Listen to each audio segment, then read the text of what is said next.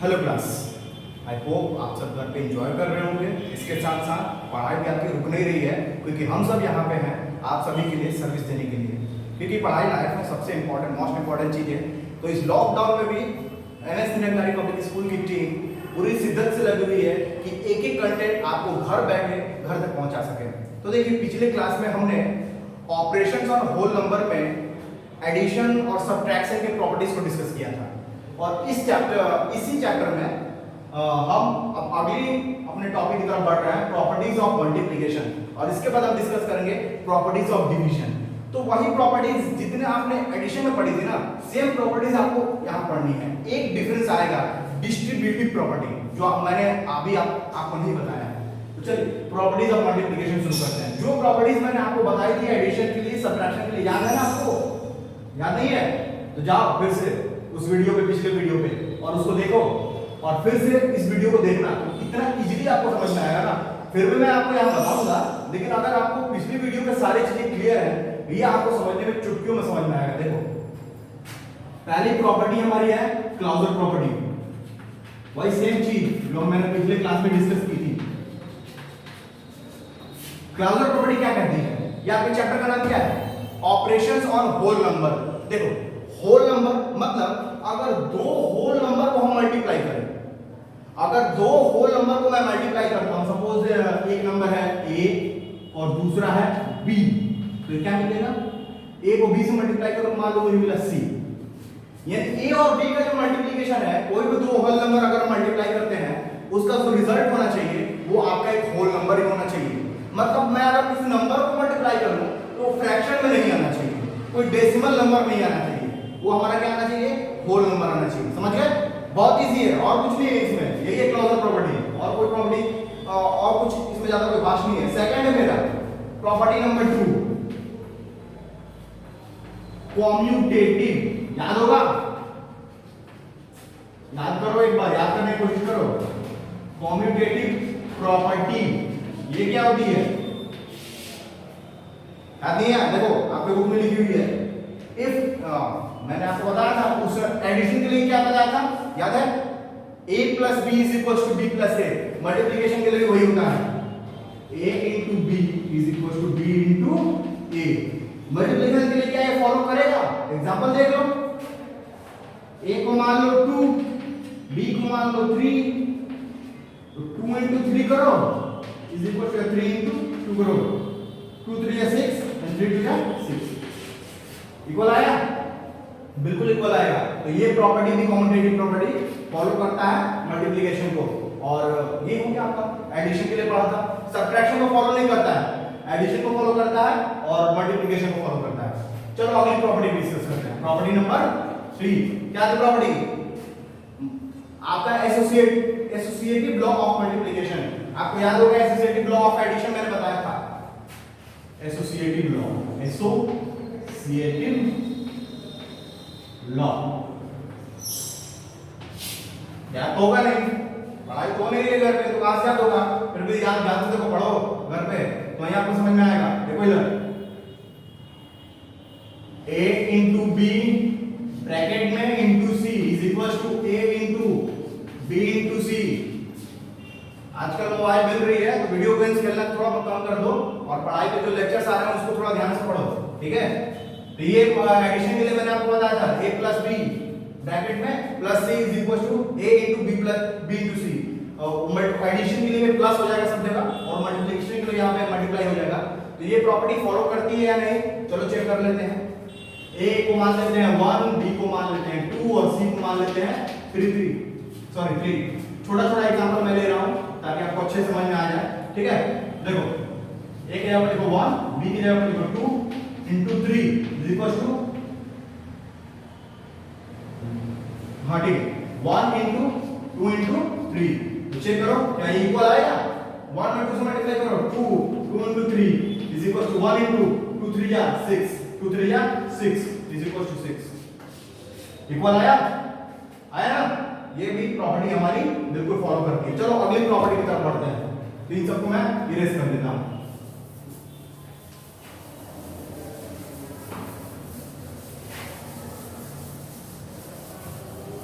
चौथी जो property property है ना हमारी, बहुत इजी प्रॉपर्टी है। देखो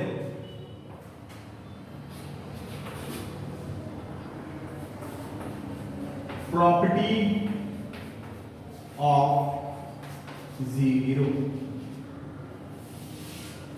ये एडिशन के लिए है और आपका मल्टीप्लिकेशन के लिए। सब्ट्रैक्शन और डिवीजन में ये प्रॉपर्टी फॉलो नहीं होती है। देखो ये आपको कहता बुक में, if a is any whole number then, अगर ये हमारा कोई भी नंबर है a, अगर मैं उसको जीरो से मल्टीप्लाई करता हूं, देखो a कोई मेरा होल नंबर है, उसको मैं जीरो से मल्टीप्लाई करता हूं तो 0 into a होगा।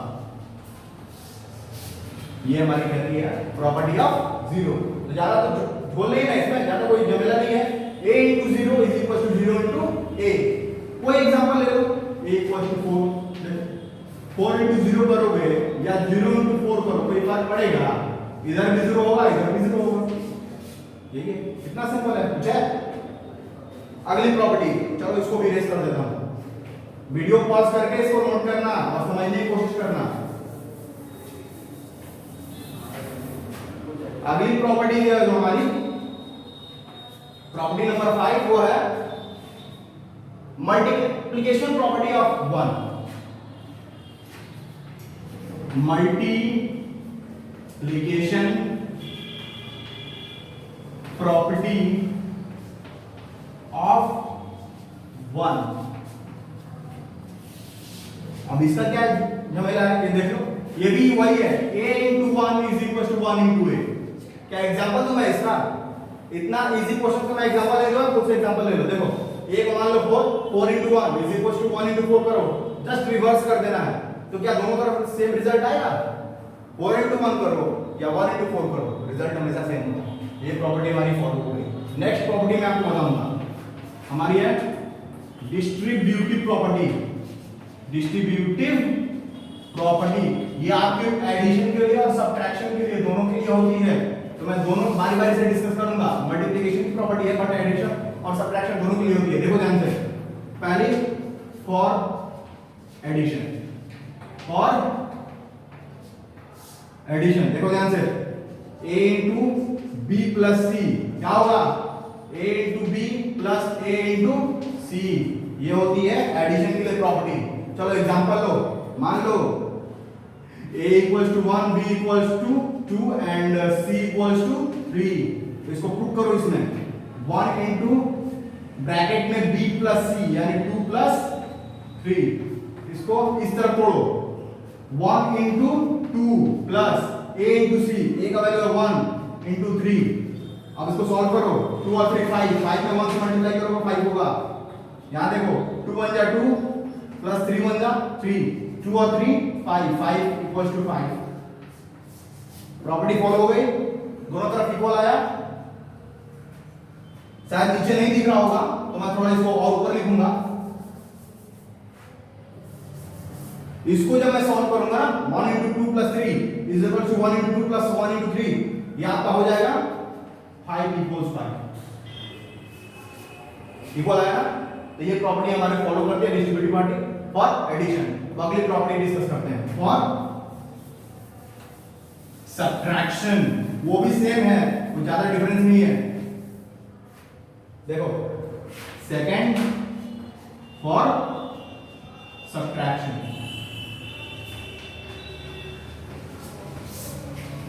उसकी क्या प्रॉपर्टी है हमारी? देखो ध्यान से, a into b minus c हो जाएगा a into b minus a into c। Example वही लेते हैं, a को मानते हैं 1, b को मानते हैं 2 और c को मानते हैं 3। नहीं तो b और c माइनस हो जाएगा, कोई b को बड़ा वैल्यू मानना पड़ेगा। तो a को 1 मान लो, b को 3 मान लो और c को 2 मान लो। देखो a को 1, a is equals to 1, b equals to 3 और c को मैंने मान लिया 2। देखो a का वैल्यू आ रहा है 1, b की जगह मैंने रखा 3 minus 2, ध्यान से, और equals to a into b। क्या होता है इधर इस प्रॉपर्टी का आधार पर मैं इस फॉर्मूले पे ये सारे वैल्यूज को मैं रख रहा हूं। ध्यान से देखो, a 1 into 3 minus 1 into 2। देखो 3 में से 2 माइनस करो कितना होगा? 1 1 में 1 से मल्टीप्लाई करो 1 होगा। 1 इक्वल्स टू क्या? देखो 3 1 जा 3 माइनस 2 1 जा 2, 1 इक्वल्स टू 1 इक्वल आया। आया नहीं इक्वल, तो ये प्रॉपर्टी आपकी डिस्ट्रीब्यूटिव प्रॉपर्टी मल्टीप्लिकेशन के लिए होती है। तो ये थी हमारी प्रॉपर्टीज ऑफ मल्टीप्लिकेशन। अब आगे हम देखेंगे प्रॉपर्टीज ऑफ डिवीजन। तो चलो उसको भी डिस्कस कर लेते हैं एक बार।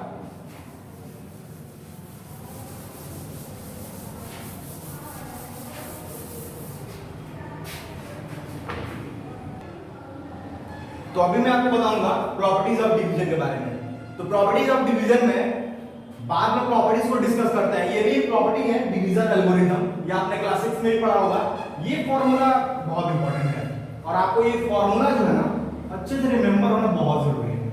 इसको मैं अंडरलाइन कर देता हूं कि आपको अच्छे समझ में आ जाएगा।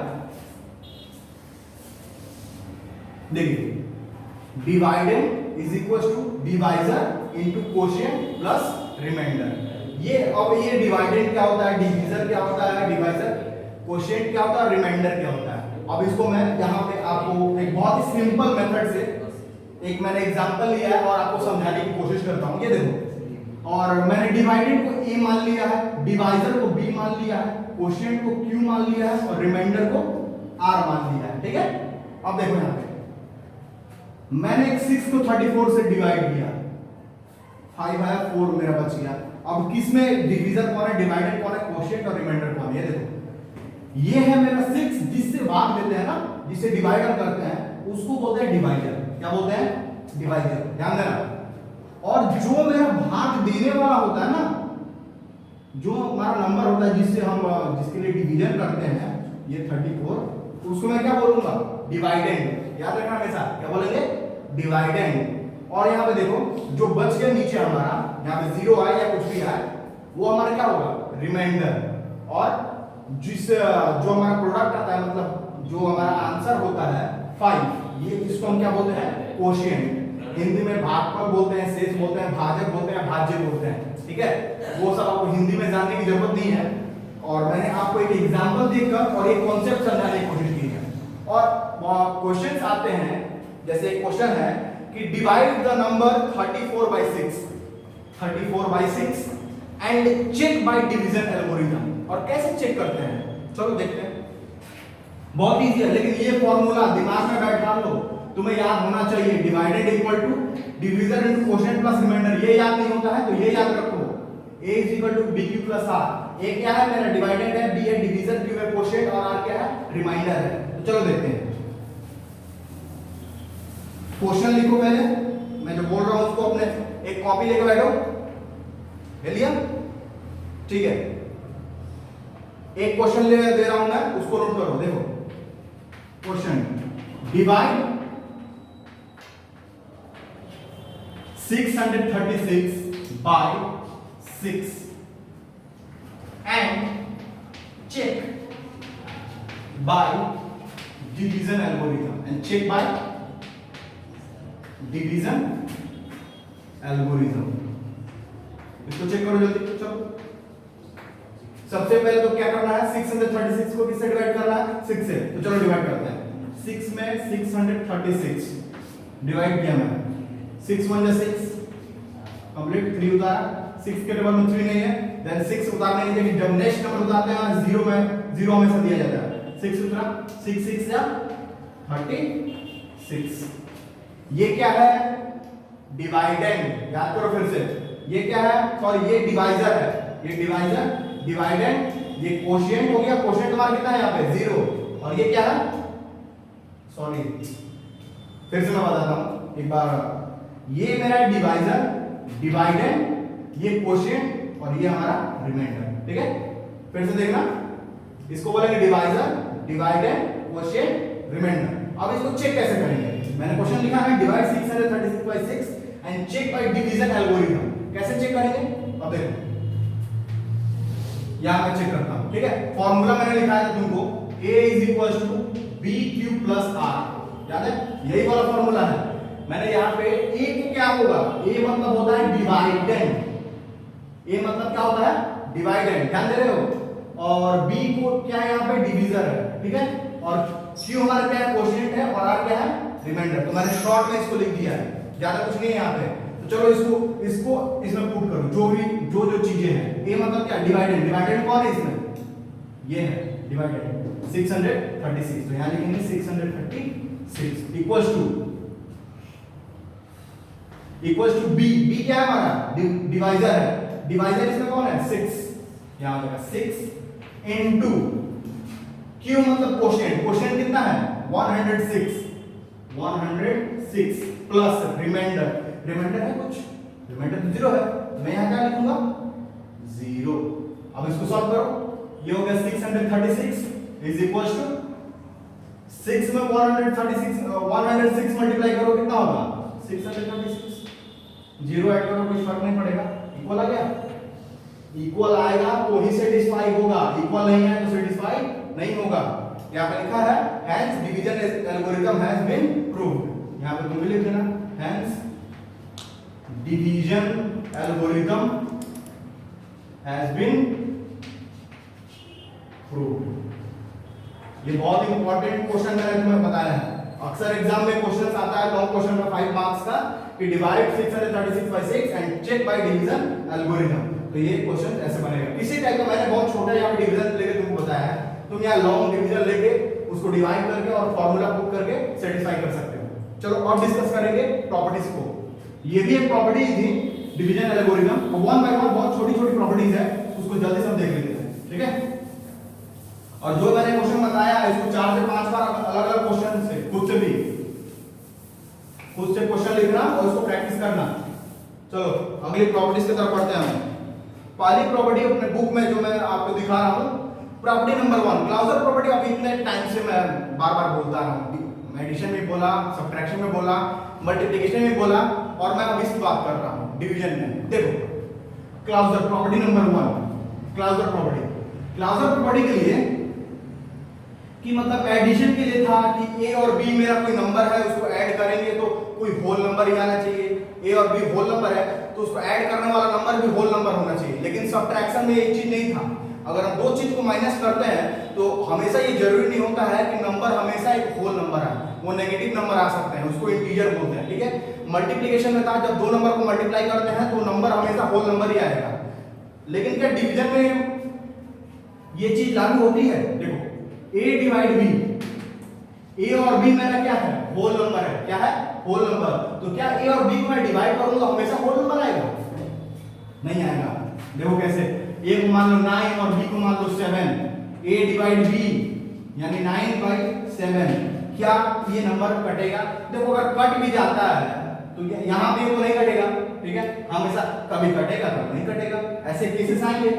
तो डिवीजन एक प्रॉपर्टी किसको बोलते हैं? प्रॉपर्टी उसको बोलते हैं जो कंप्लीटली हर केस में सेटिस्फाई हो, उसको प्रॉपर्टी बोला जाता है। लेकिन ये हर केस में सेटिस्फाई होगा, किसी केस में होगा किसी केस में नहीं होगा। इसीलिए ये प्रॉपर्टी आपको फॉलो नहीं करके डिवीजन के लिए कौन सी प्रॉपर्टी? Closure property. याद रखना, इतनी बार मैं बोल चुका हूं तो तुम्हारे माइंड में छप गया होगा ये प्रॉपर्टी। चलो नेक्स्ट प्रॉपर्टी में डिस्कस कर रहा हूं, प्रॉपर्टी नंबर 2। प्रॉपर्टी 2 क्या कहती है? आपको बुक में दिया है if a is any whole number, ठीक है, a को मैं क्या मान रहा हूं? Whole number. देखो यहाँ पे a divide 1 is equal to a। ये कितनी आसान प्रॉपर्टी है ना कि 1 से अगर किसी भी नंबर में हम डिवाइड करें, a है मान लो 6 है, 6 डिवाइड 1 6 ही ना होगा, 7 डिवाइड 1 7 ही होगा ना, 100 डिवाइड 1 100 ही होगा, लाख हो, करोड़ हो, अरब हो, खरब हो, कुछ भी हो, यहाँ पे 1 से डिवाइड करो वो सेम नंबर मिलता है। यही तो है प्रॉपर्टी, और क्या है? कंप्लीट। Next property number 3। अब वो प्रॉपर्टी क्या कहती है वो देखो, a divide a is equal to 1। ये तो बच्चों वाली प्रॉपर्टी है ना, कि अगर a को उसी नंबर के साथ मैं डिवाइड करूं तो मुझे 1 मिलेगा। अब क्या इसका भी एग्जांपल दूं, खुद से समझ जाओ। Next property 0 divide a equals to 0। Next property 4 number की जो है वो कहती है 0 divide a is equals to 0। ये तो आप भी जानते हैं, किसी नंबर को 0 से मल्टीप्लाई करो, डिवाइड करो, क्या आएगा? 0 आएगा। देखो यहां पे 0 डिवाइड 2 क्या होगा? 0। 0 डिवाइड 3 क्या होगा? 0। प्रॉपर्टी फॉलो, यही है प्रॉपर्टी 4 नंबर की। नेक्स्ट जो प्रॉपर्टी कह रही है आपके बुक में दिया हुआ है, आप बुक्स जल्दी से जल्दी परचेस करो ताकि आप ये सब चीजें पढ़ पाओ ध्यान दो यहाँ पे एक प्रॉपर्टी मैं आपको बता रहा हूँ, यहाँ पे ध्यान से देखो, ये property number 5, property by zero is not defined, property by zero is not defined. ध्यान से देखो, इफ वी डिवाइड 7 बाय 0 और subtract 0 from 7 repeated, then we get 7 from both the condition else। देखो प्रॉपर्टी नंबर 5 क्या बोलता है, ध्यान से समझो। कह रहा है कि अगर 0 को मैं 7 से डिवाइड करूं तो 0 मिलता है, बट 7 को 0 से डिवाइड करूं तो क्या मिलेगा? 0 बाई 7 करता हूं तो 0 मिलता है। 7 में मैंने बताया पिछले क्लासेस में भी, इस सब बटा में 0 हो ना, इसका वैल्यू आज तक किसी ने फाइंड आउट नहीं किया है, इसका वैल्यू होगा ये। अब ये कोई तीर मैंने कुछ बनाया हुआ नहीं है, खिलौना कोई नहीं है, ये कोई एक नंबर है, इसको इनफाइनाइट बोलते हैं, इनफाइनाइट है, समझे? इसको कुछ अलग चीज मत समझ लेना, ये इनफाइनाइट है। जब भी मैं कोई भी नंबर हो यहाँ पे ऊपर, आपका करोड़ों नंबर हो, मिलियंस में हो, बिलियंस में हो, ट्रिलियन में हो, किसी भी नंबर में हो, यहाँ पे ऊपर अगर आप उसको नीचे 0 से डिवाइड करोगे तो उसका वैल्यू फाइंड आउट नहीं होगा, इसको याद रखिएगा। ये यहाँ पे property number 5। Next property number 6, जैसे कॉम्यूटेटिव लॉ पढ़े थे ना, क्या होता है? a into b is equal to b into a, याद है? तो क्या डिवीजन में होगा? अगर a डिवाइड b करते हैं तो क्या b डिवाइड a भी होगा? नहीं होगा, कभी नहीं होगा। एग्जांपल ले लो, a को मान लो 4 और b को मान लो 2 और इधर करो 2 डिवाइड 4, इसका मतलब होता है 4 बाई 2 और इसका मतलब होता है 2 बाई 4। इसको करेंगे तो 2 आएगा और इसको करेंगे तो 1 बाई 2 आएगा। तो क्या 2 और 1 बाई 2 इक्वल है? नहीं इक्वल है ना, ये प्रॉपर्टी फॉलो नहीं होती है। तो ये रही आज की प्रॉपर्टीज हमने डिस्कस करी, और अब हम डिस्कस करेंगे राउंडिंग ऑफ नंबर्स के बारे में, ठीक है? चलो तो अब डिस्कस करते हैं राउंडिंग ऑफ नंबर्स। देखो अभी हमने properties of multiplication and properties of division discuss कर लिया ना, अब बारी है राउंडिंग ऑफ नंबर्स के बारे में। मैं इस वीडियो में चाहता हूं ये थोड़ा लंबा भी वीडियो हो, लेकिन मैं पूरे जो आपकी एक्सरसाइज है इस पूरे वीडियो में कवर कर दूं, क्योंकि पार्ट पार्ट जब वीडियो बनता है तो आपके लिए भी सहूलियत नहीं होता है बार बार एक वीडियो से दूसरी वीडियो पे जाना, और सर्च करने में भी टाइम लगता है। तो मैं इसी वीडियोस में चाह रहा हूं कि सारी चीजें कंप्लीट कर दूं। चलो इस पढ़ते हैं राउंडिंग ऑफ नंबर्स। ये आपने क्लास 4 में और क्लास 5 दोनों क्लासेस में पढ़ा होगा, इसलिए मैं ज्यादा डिटेल में नहीं जाऊंगा, जल्दी जल्दी आपको डिस्क्रिप्शन दे देता हूं कैसे कैसे बनते हैं। तो हम बात करेंगे सबसे पहले नियरेस्ट 10 के बारे में। नियरेस्ट 10 ये कैसे निकालते हैं किसी नंबर का? देखो कोई नंबर ले लो 7 8 6, ये कोई नंबर है। नियरेस्ट 10 हमेशा लास्ट का 1 डिजिट देखते हैं। लास्ट का 1 डिजिट क्या है? 6। जब लास्ट का 1 डिजिट 5 से बड़ा हो, किससे? 5 से, हमेशा याद रखना 5 से अगर ये बड़ा हो तो जस्ट उसके बाद वाला जो नंबर है ना वो चेंज हो जाएगा, इसको हमेशा याद रखना। लास्ट 5 से बड़ा है, इसके जस्ट बगल वाला नंबर कौन सा है? 8 के बाद क्या होगा? 9, ये हो जाएगा 790। समझे? एक और एग्जांपल 1043, ये एक नंबर है, इसका नियरेस्ट 10 निकालना। कैसे निकालोगे? देखो लास्ट का नंबर देखो 3 है ना, 5 से बड़ा है कम है? कम है, तो 5 से नंबर कम हो तो उसके बगल वाले नंबर में कोई चेंज नहीं होता, बस यहाँ पे 0 हो जाएगा। 1040, समझ गए? अगर मान लो यहाँ पे सर बहुत लोग क्वेश्चन पूछते हैं सर यहाँ पे अगर 5 होता 785 तो क्या होता? देखो नंबर 5 हो या 5 से बड़ा, यहाँ 0 होगा, क्योंकि अगर ये नंबर 5 से बड़ा हो ना तो ही नंबर चेंज होगा, 5 हो या 5 से बड़ा हो, इसको याद रखना। यहाँ नंबर 5 हो या 5 से बड़ा, उसके बगल वाला चेंज होगा। अगर 5 से नंबर कम होता है तो नंबर चेंज नहीं होगा। ये बात हो गई नियरेस्ट 10। अब दूसरा बात करते हैं नियरेस्ट 100। देखो कोई एग्जांपल लेते हैं 864, लास्ट का 1 डिजिट देख रहे थे नियरेस्ट 10 में, इसमें देखेंगे लास्ट का 2 डिजिट्स। लास्ट का 2 डिजिट्स देखो, ये आपका 50 से बड़ा छोटा पे निर्भर करता है, बस और कुछ चक्कर नहीं है। 50 से बड़ा होगा तो बगल वाला नंबर चेंज होगा, 50 से कम होगा तो बगल वाला नंबर चेंज नहीं होगा। 50 से बड़ा है, बगल में क्या है? 8 चेंज हो जाएगा, 9 और यहाँ 0 हो जाएगा, बस। एक और एग्जांपल 4840, ये कोई नंबर है, लास्ट का 2 डिजिट हमें देखना है, 50 से ज्यादा है कम है? कम है। 50 से जब कम होगा तो नंबर चेंज होगा? नहीं होगा, तो ये हो जाएगा 48, यहाँ पे ये हो गया नियरेस्ट 100। अब हम बात करेंगे नियरेस्ट 1000 के बारे में। नियरेस्ट 1000 नियरेस्ट देखो लास्ट का 2 डिजिट देख रहा है, एक एक पढ़ते जाओ यार अपने से।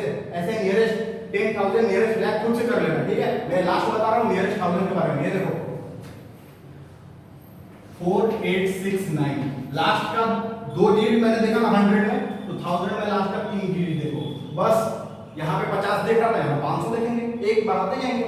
500 से ज्यादा होगा नंबर ये चेंज हो जाएगा, 500 से अगर कम होगा तो नंबर चेंज नहीं होगा। देखो ये 500 से ज्यादा है तो बगल वाला नंबर चेंज कर दो। नियरेस्ट 1000 क्या हो जाएगा इसका 5000। 4 था 5 कर दिया। एक और एग्जांपल ले लेते हैं 16875। ये बड़ा कोई नंबर मैंने लिया, लास्ट का 3 नंबर देखो 500 से ज्यादा है, बिल्कुल है, तो ये 6 के यहाँ पे क्या हो जाएगा 17 हो जाएगा। तो ये हो गया नियरेस्ट 1000। इसी तरह तुम्हारे बुक्स में क्वेश्चन दिए हुए हैं, उसको जल्दी से बना लेना, ठीक है। चलो अभी हमने राउंडिंग ऑफ नंबर्स देखा, अब हम डिस्कस करेंगे रोमन नंबर्स के बारे में। रोमन नंबर्स आपने भी क्लास 4 से पढ़ते आ रहे हैं, क्लास 4 में पढ़ा, क्लास 5 में पढ़ा और क्लास 6 में भी पढ़ना है। तो रोमन नंबर्स ज्यादा कुछ है नहीं, तो मैं इसमें ज्यादा आपका टाइम नहीं लूंगा। मैंने कुछ रोमन नंबर्स यहाँ पे वीडियो पॉज करके मैंने अभी लिखा ये सब रोमन नंबर्स। तो आपका काम है कि इन सारे रोमन नंबर्स को आप अपने कॉपी में नोट करेंगे, ठीक है। तो वीडियो को पॉज करो और ये सारे नंबर्स को नोट करो और रट जाओ। रट गए ना, जितना रोमन नंबर्स अगर याद रहा, गारंटेड एक रोमन नंबर भी नहीं छूटने वाला है। एक तरीका ऐसा शॉर्ट तरीका बताऊंगा ना कि पूरा रोमन नंबर आपका दिमाग में छप जाएगा, लेकिन आपको ये रोमन नंबर याद होना चाहिए। इतना रोमन नंबर याद रहेगा, कोई भी रोमन नंबर चुटकियों में बना दोगे। देखना कैसे, तो मैं आप वीडियो को पॉज करो और इसको नोट करो। चलो तब तक मैं इसको इरेज करता हूं, ठीक है।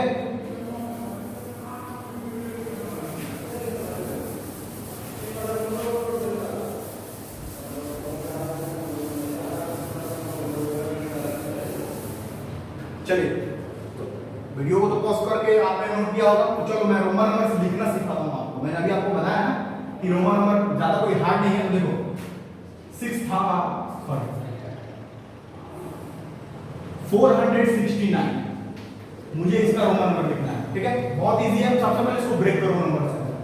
4 के बाद कितना डिजिट है 2 2 0। 6 के बाद कितना डिजिट है 1 60 प्लस 9, ऐसे लिख सकते हैं इसको, ठीक है। कॉपी अभी लिखा ना, नोट किया, तो 400 का रोमन नंबर बताओ कितना है CD। 60 का कितना है LX। 9 का कितना है IX। अब बताओ कोई बात है, ज्यादा डिफिकल्ट है, बहुत इजी है ना।